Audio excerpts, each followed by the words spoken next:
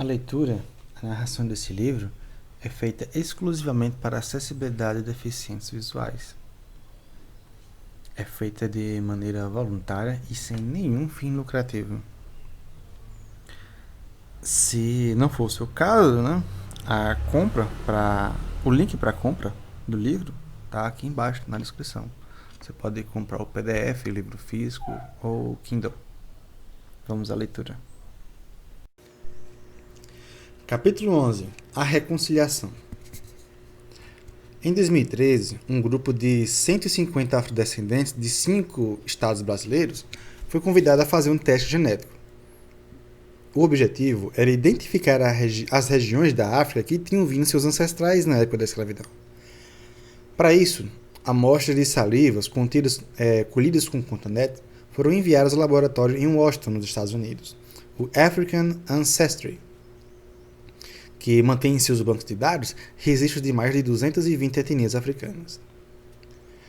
Recebidos os resultados, 5 desses brasileiros foram convidados a visitar suas regiões de origem no continente africano.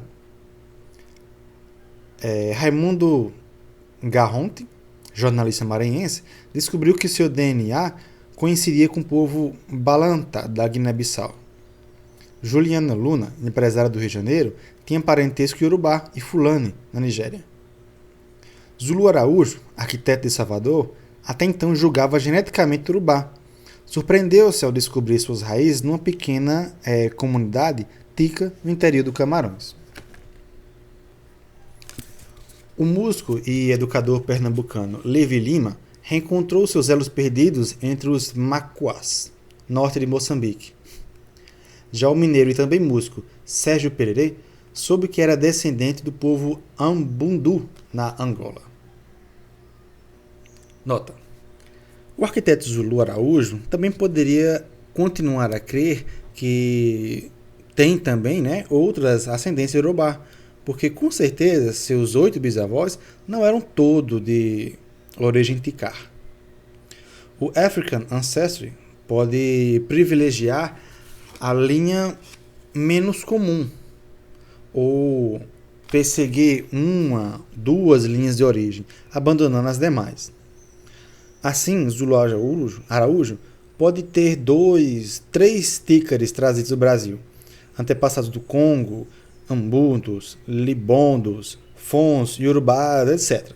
Pois aqui todos se misturam, quando já não chegam misturados. É bom saber ao menos uma das suas origens e nela se reencontrar. Eu fiz o teste por convite de Mônica Monteiro, o teste genético do African Ancestry. Resultado: minha ascendência é europeia. Minha mãe era bisneta de francês e neta de portugueses do Minho, e que ela ainda conheceu. Mas quanto a meu pai, e basta ver seus retratos, vinha de uma família que vivia uns 200 anos no Piauí, um mestiço indefinido. Tinha mão no arco e pé na África. O resultado de tudo isso foi um dos melhores e mais surpreendentes documentários já produzidos no Brasil.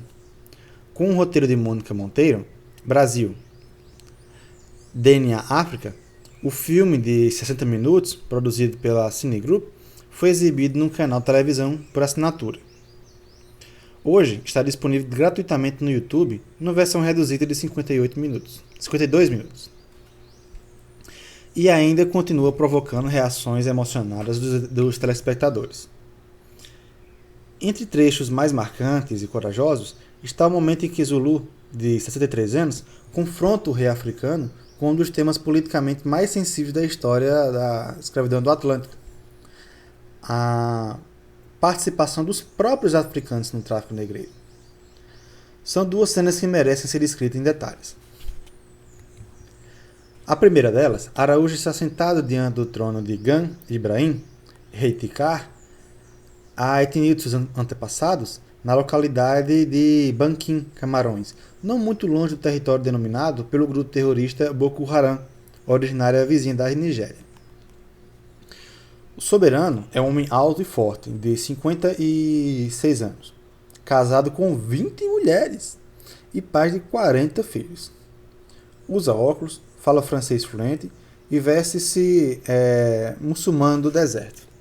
Túnica branca com estampas coloridas ao redor do pescoço e usa um barrete na cabeça.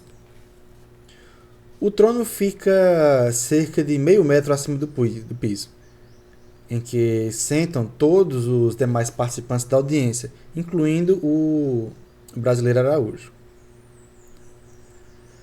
A câmera focaliza o rosto do arquiteto, que, de forma serena, sem qualquer traço de agressividade ou desafio, dispara a seguinte pergunta: eu gostaria de saber como é que nós, que somos da etnia Tikar, fomos parar no Brasil.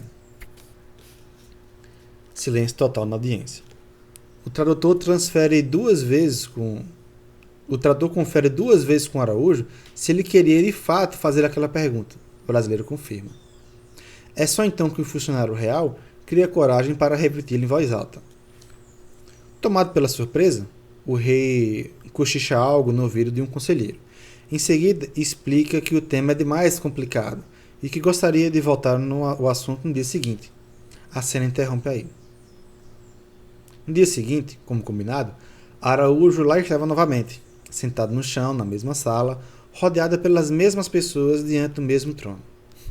Repete a questão nos termos. Ontem fiz uma pergunta e gostaria de ter essa curiosidade atendida.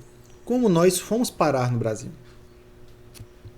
Dessa vez, a resposta do rei vem rápida. Naquele tempo, explica, o chefe do povo tinha autoridade sobre a vida de qualquer pessoa. Quando alguém cometia algum crime ou era considerado adúltero, podia ser vendido porque havia demonstrado que não era uma pessoa digna.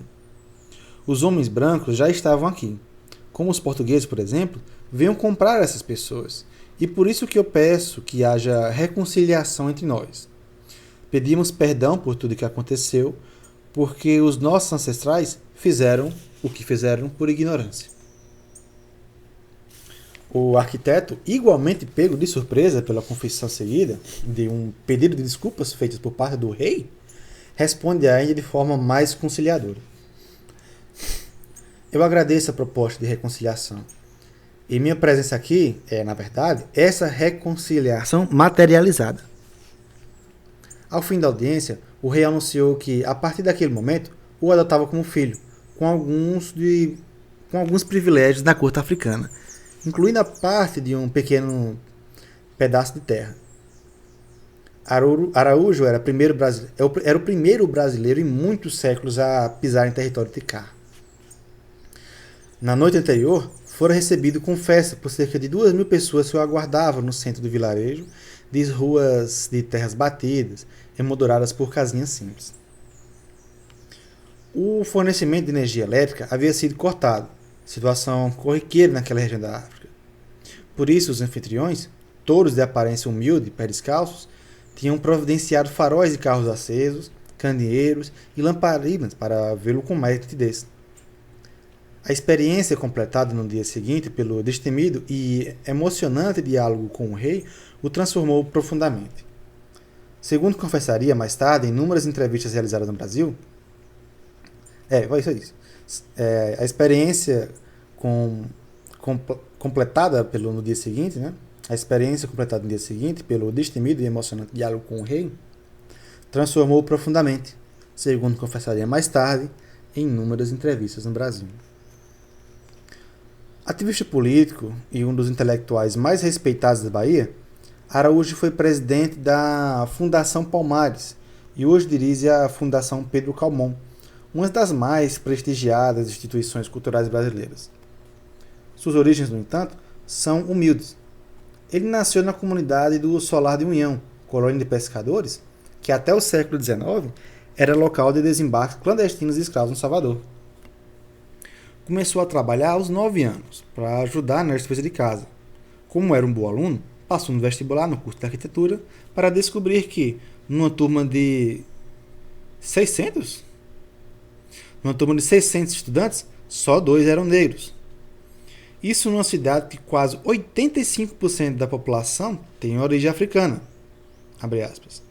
O tema da escravidão é um tabu no continente africano porque é evidente que houve um conluio com a elite africana com a europeia para que esse processo durasse tanto tempo e alcançasse tanta gente. Fecha aspas. Explicou o site da BBC Brasil o que o entrevistou em 2016. Abre aspas. Houve um momento em que os africanos perderam o controle. Fecha aspas. Como cicatrizar uma ferida tão violenta e profunda? A resposta brota naturalmente das palavras de Araújo, ao recordar o dramático encontro com o rei Tikar. Abre aspas. Sempre tive a consciência de que um dos maiores crimes contra a população negra não foi nem a tortura nem a violência. Foi retirar a possibilidade de que conheçamos nossas origens. Sem qualquer outra pergunta de onde sou, agora eu sei responder. Só que negro pode entender a dimensão que isso possui. Só conhecendo nossas origens podemos entender quem somos de verdade. Enquanto não superarmos a escravidão, não teremos paz. Nem os escravizados, nem os escravizadores. Fecha aspas.